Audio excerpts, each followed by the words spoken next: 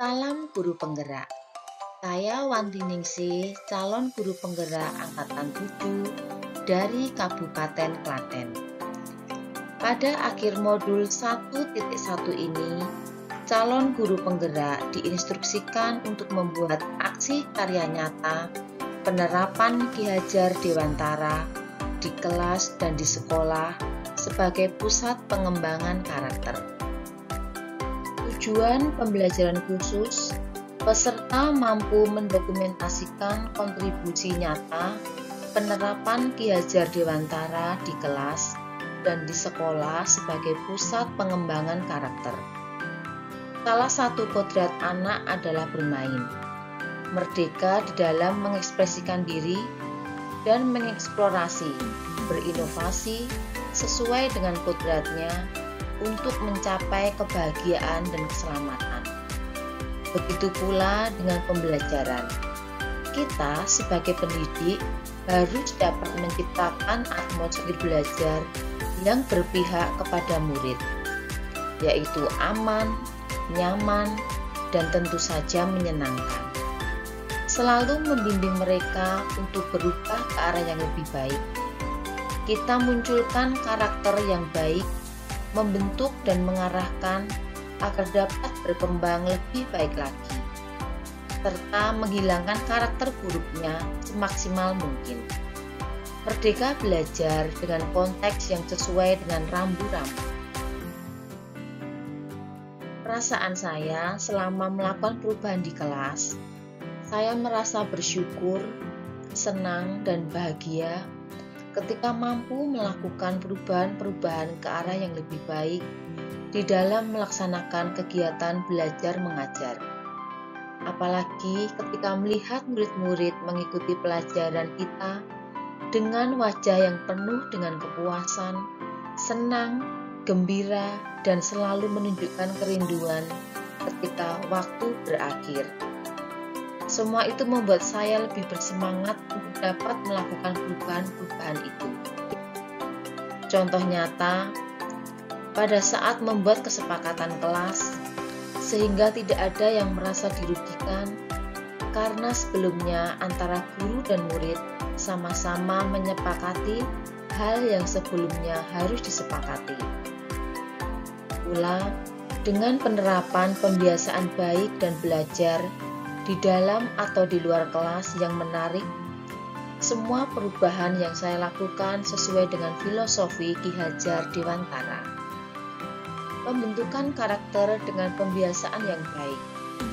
Pembentukan karakter murid melalui pembiasaan yang kemudian menjadi budaya sekolah sangat diperlukan agar murid-murid dapat menjadi pribadi yang dewasa dan berdasarkan atas profil pelajar Pancasila.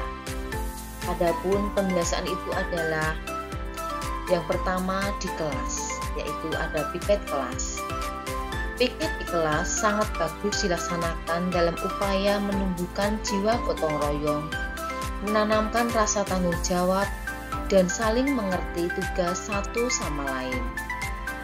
Kegiatan piket kelas ini juga sesuai dengan profil pelajar Pancasila, dimensi gotong royong. Yang kedua, ada berdoa. Dengan berdoa, kita akan selalu ingat kepada Sang Pencipta, sehingga tumbuh keimanan dan ketakwaan yang lebih besar setiap kali kita melakukan itu. Berdoa adalah upaya berkomunikasi dengan Sang Pencipta, sehingga doa menjadi alat yang baik untuk mengutarakan rasa syukur kita karena telah mendapatkan kedamaian yang hakiki.